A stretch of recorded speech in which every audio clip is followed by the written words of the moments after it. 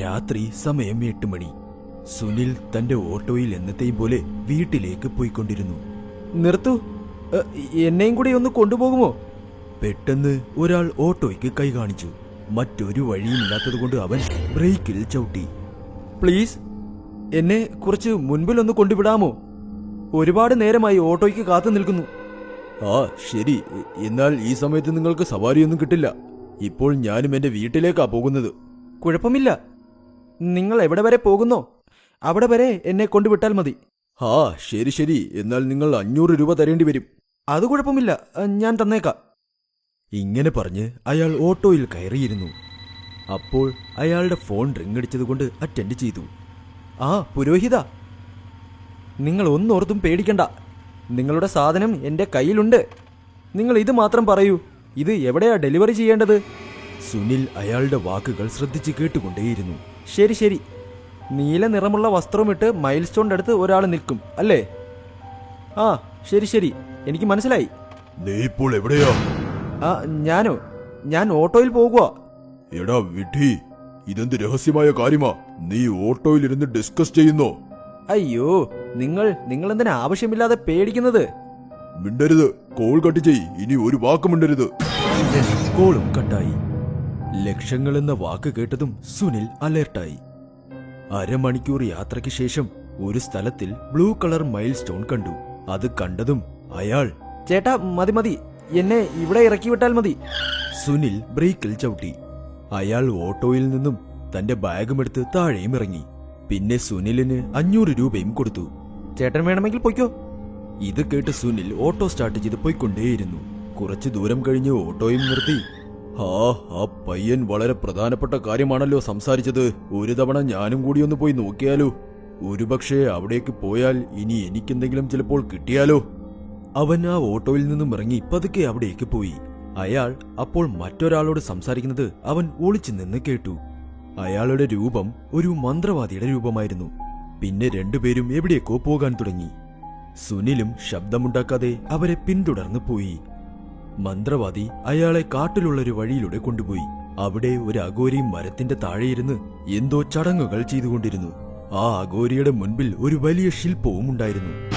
സുനിൽ ആ മരത്തിന്റെ പിന്നിൽ തന്നെ ഒളിച്ചു നിന്നു.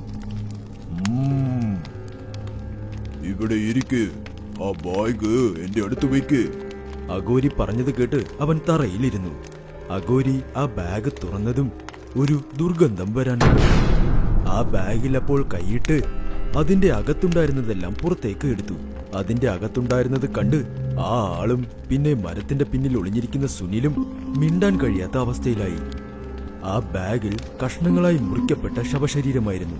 അഘോരി ഓരോന്നായി ആ ശവത്തിന്റെ കൈ, കാല്, പിന്നെ കഴുത്തുകളിലേക്ക് എടുത്തു. അപ്പോൾ അതൊരു പെൺകുട്ടിയുടെ ശവമാണെന്ന് മനസ്സിലായി. അതിൽ നിന്നും ആ തലയെടുക്ക്, എടുത്ത് ആ ശില്പത്തിന്റെ കയ്യിൽ വെക്ക്.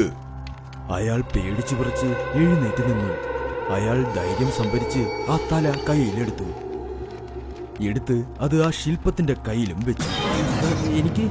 എനിക്ക് എന്റെ പണം തന്നേക്കൂ. അത് കഴിഞ്ഞ് എന്ത് ചെയ്യണമോ അത് നിങ്ങൾ തന്നെ ചെയ്യൂ. ഇത് കേട്ട് രണ്ടുപേർക്കും ദേഷ്യം വന്നു. അഘോരി ദേഷ്യത്തിൽ, നിന്നെ അയച്ചവൻ കാര്യങ്ങൾ പറഞ്ഞല്ലേ ഇങ്ങോട്ട് അയച്ചത്. ഞാൻ സംസാരിച്ചു കൊണ്ടിരിക്കുമ്പോൾ നീ ഒന്നും പറയാൻ പാടില്ല. എന്നാൽ എനിക്ക് ഇനി ഇവിടെ നിൽക്കണ്ട. നിങ്ങൾ തരാനുള്ള പണം തരൂ, ഞാനിവിടെ നിന്ന് പോയേക്കാം. ഇത് കേട്ട് അഘോരിയും മന്ത്രവാദിയും തമ്മിൽ അവർ നോക്കി.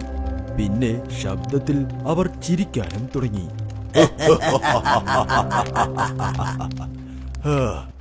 ഇതെല്ലാം നിന്നെ ബലി കൊടുത്തതിനു ശേഷമേ തീരൂ, അത്യാഗ്രഹിയായ മനുഷ്യന്.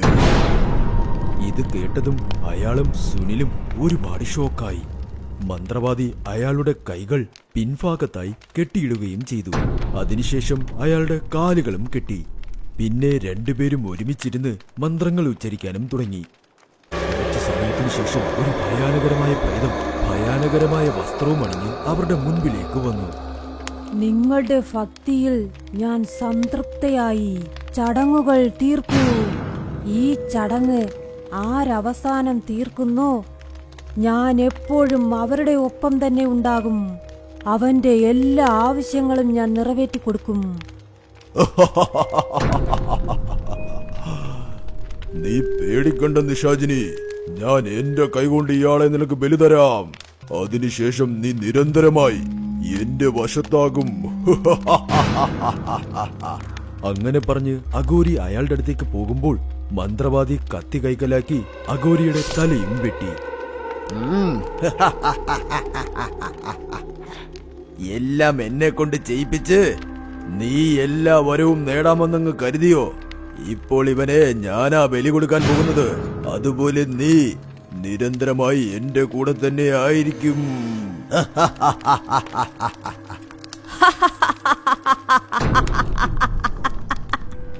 നീ പറഞ്ഞത് ശരിയാണ്, അങ്ങനെ തന്നെ സംഭവിക്കും. ഇത് കേട്ടതും മരത്തിന്റെ പിന്നിൽ ഒളിച്ചിരുന്ന സുനിൽ ഉടനെ വെളിയിലേക്ക് വന്നു. ആ മന്ത്രവാദിക്ക് ചിന്തിക്കാൻ സമയം പോലും കൊടുക്കാതെ വേഗം താഴെ കിടന്ന കത്തിയെടുത്ത് അയാളുടെ നെഞ്ചിലത് കുത്തി. മന്ത്രവാദി അപ്പോൾ താഴെ വീണ് പ്രാണവേദനയിൽ പിടയാൻ തുടങ്ങി. ചേട്ടാ, ദയവ് ചെയ്ത് എന്നെ രക്ഷിക്കൂ. അയാൾ സുനിൽ വന്നത് കണ്ട് അവൻ രക്ഷപ്പെടാൻ സാധ്യതയുണ്ടെന്ന് തോന്നി ഒരുപാട് സന്തോഷിച്ചു. എന്നാൽ കുറച്ചു നേരത്തിനുള്ളിൽ സുനിലിന്റെ മുഖത്ത് ഒരു വിചിത്രമായ പുഞ്ചിരി കണ്ട് അയാൾ ഒരുപാട് പേടിച്ചു പോയി. ഇവിടെ നോക്ക്, ഇനി നീ എന്റെ ഒപ്പമായിരിക്കില്ലേ? എന്റെ എല്ലാ ആഗ്രഹവും നിറവേറ്റില്ലേ? കാരണം ഇപ്പോൾ ഈ ബലി ഞാൻ നിനക്ക് തരാം. ഇങ്ങനെ പറഞ്ഞ് സുനിൽ ഒരു നിമിഷം പോലും വൈകാതെ അയാളുടെ കഴുത്തും അപ്പോൾ മുറിച്ചു കളഞ്ഞു. ഇന്നു മുതൽ ഞാൻ നിന്റേതാണ്, അതുപോലെ നീ എന്റേത് മാത്രം. ഞാൻ എപ്പോഴും നിന്റെ കൂടെ ഉണ്ടായിരിക്കും. നിന്റെ എല്ലാ ആവശ്യവും ഞാൻ നിറവേറ്റിത്തരും. ഇത് കേട്ടതും സുനിൽ ഒരുപാട് സന്തോഷത്തോടെ ചിരിക്കാൻ തുടങ്ങി. കുറച്ചു നേരം കഴിഞ്ഞ് സുനിൽ വീട്ടിലെത്തിയപ്പോൾ അവൻ ഒരുപാട് സന്തോഷത്തിലായിരുന്നു. നിശാചിനി അവന്റെ ഒപ്പം തന്നെ ഉണ്ടായിരുന്നു. എന്നാൽ അവന്റെ ഭാര്യയ്ക്ക് കാണാൻ പറ്റിയില്ല. ഹാ, ഇന്ന് നിങ്ങൾ നല്ല സന്തോഷത്തിലാണല്ലോ. ഇന്ന് ജോലിയൊക്കെ നന്നായി തീർന്നോ? ഇന്നു മുതൽ നീ ഒരു ജോലിയും ചെയ്യേണ്ട ആവശ്യമില്ലെന്നേ. ഇനി നമ്മുടെ എല്ലാ ആഗ്രഹവും നിറവേറാൻ പോകുന്നു. കേട്ടോ? അവൻ സന്തോഷത്തോടെ അവന്റെ ഭാര്യയെ കെട്ടിപ്പിടിച്ചു. എന്നാൽ നിശാചിനിക്ക് ദേഷ്യം വന്നു. ഇപ്പോൾ അവളെ അവന്റെ ഭാര്യയ്ക്കും കാണാൻ സാധിച്ചു. അവൾ സുനിലിനെ ദൂരെ തള്ളിയിട്ട് അവന്റെ ഭാര്യയുടെ കഴുത്തിൽ പിടിച്ചു തൂക്കി. അവളുടെ ഭയാനകരമായ രൂപം കണ്ട് പേടിച്ചു പോയി അലറാനും തുടങ്ങി. നിശാചിനി ഒട്ടും സമയം പാഴാക്കാതെ തന്റെ കൈകൊണ്ട് അവളുടെ വയറ്റിൽ കുത്തി. അവൾ അപ്പോൾ തന്നെ മരിച്ചു പോവുകയും ചെയ്തു. അയ്യോ അയ്യോ, നീ എന്താ ചെയ്യുന്നത്? നീ എന്തിനാ എന്റെ ഭാര്യയെ കൊന്നത്? ഇന്നു മുതൽ നീ എനിക്കും ഞാൻ നിനക്കും. ഞാൻ നിന്റെ എല്ലാ ആവശ്യവും നിറവേറ്റും. എന്നാൽ ഞാനല്ലാതെ നീ ഒരു സ്ത്രീയുമായും ബന്ധം പുലർത്താൻ പാടില്ല. ഇത് കേട്ട് സുനിൽ അമ്പരന്ന് നിന്നു. എന്നാൽ ഇപ്പോൾ അവന് ഒന്നും ചെയ്യാൻ പറ്റിയില്ല. അവന്റെ ഭാര്യ മരണപ്പെട്ട ദുഃഖത്തിൽ നിന്നും അവന് പുറത്തേക്ക് വരാൻ 2 ദിവസം സമയമെടുത്തു. അതിനുശേഷം അവൻ നോർമൽ സ്റ്റേജിലേക്കും എത്തി. എനിക്ക് ഒരുപാട് പണം വേണം. ഒരു ബംഗ്ലാവ് വാങ്ങണം, ഒരു കാറും വാങ്ങണം. പിന്നെ എന്റെ പേരിൽ ബാങ്ക് ബാലൻസും വേണം.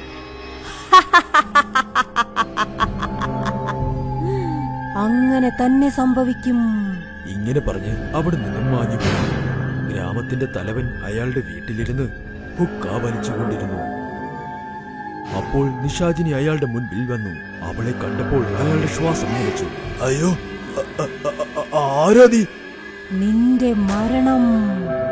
ഇങ്ങനെ പറഞ്ഞ് തന്റെ കൂർത്ത നഖം കൊണ്ട് അയാളുടെ വയറ്റിൽ കുത്തി. അയാൾ അപ്പോൾ തന്നെ മരിച്ചുപോയി. അതിനുശേഷം ഗ്രാമത്തലവന്റെ ലോക്കറിലുണ്ടായിരുന്ന എല്ലാ പണവും നോക്കി നിൽക്കെ തന്നെ മായമായി. അടുത്ത നിമിഷം തന്നെ സുനിലിന്റെ വീട്ടിലേക്ക് നിശാചിനി വന്നു. സുനിലിന്റെ വീട്ടിൽ അപ്പോൾ ആ പണവും വന്നു. അത് ഗ്രാമത്തലവന്റെ വീട്ടിൽ നിന്നും മോഷ്ടിച്ച പണമാണ്. അത് കണ്ടതും സുനിൽ ഒരുപാട് സന്തോഷവാനായി. ഞാൻ എല്ലാവരെക്കാളും പണക്കാരനായി, എല്ലാവരെക്കാളും. ഇപ്പോൾ അവൻ വലിയ പണക്കാരനായി. എന്നാൽ പറയാറില്ലേ, ബന്ധങ്ങളിൽ നിന്നും നമ്മളെ അകറ്റിവെക്കുന്ന പണം കൊണ്ട് ഒരു പ്രയോജനവും ഉണ്ടാവുകയില്ലെന്ന്. ഈ ജീവിതം അവന് കുറച്ചുനാൾ വരെ നല്ലതായിപ്പോയി. അവനും ഒരു വിവാഹം കഴിച്ച് കുട്ടികളുമായി ജീവിക്കണം എന്നൊക്കെ ആഗ്രഹിച്ചു. എന്നാൽ അവൻ ഏത് സ്ത്രീയുമായി അടുത്താലും നിശാചിനി ആ സ്ത്രീകളെല്ലാം കൊന്നുകൊണ്ടേയിരുന്നു. അവസാനം അവൻ ഈ ജീവിതം തന്നെ അംഗീകരിച്ചു. അങ്ങനെ നിശാചിനിയോടൊപ്പം തന്നെ ജീവിച്ചുകൊണ്ടേയിരുന്നു. നിശാചിനി എപ്പോഴും നിന്റെ കൂടെ തന്നെ ഉണ്ടായിരിക്കും.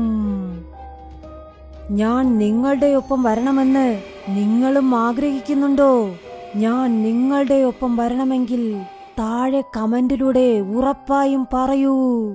കാരണം അടുത്ത നമ്പർ നിങ്ങളുടേതായിരിക്കാം.